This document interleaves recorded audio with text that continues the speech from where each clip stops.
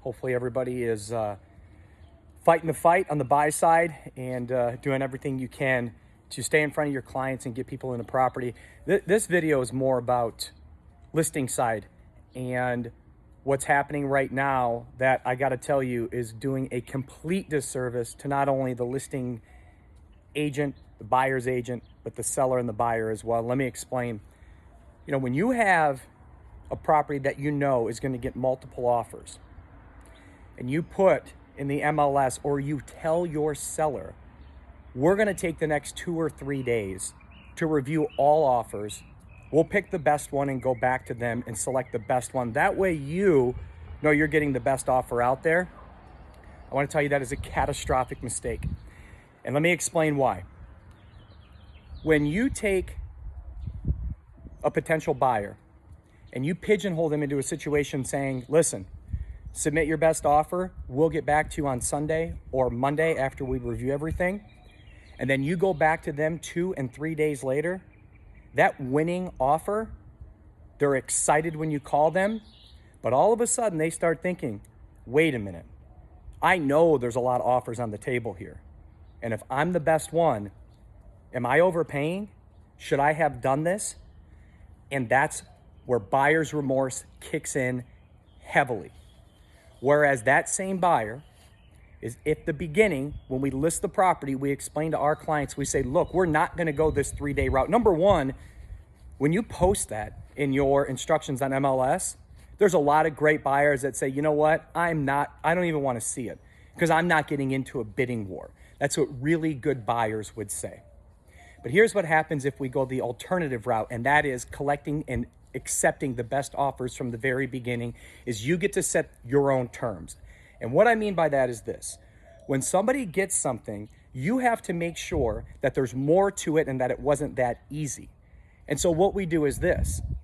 The minute we list the property, when we get a great offer that we know is solid, the price is there, the terms are there, we then go to our sellers and say, look, we're gonna take this one, and they're gonna agree, and that, you know, those terms and offers are probably pretty close to what you would get after, 3 days on the market anyway, but we get to set our terms. And that's the key in this market, is we don't wanna lose contracts, because working backwards and then going to other buyers and saying, hey, that one fell out, and then they say, I wonder why it fell out. We get to set our terms.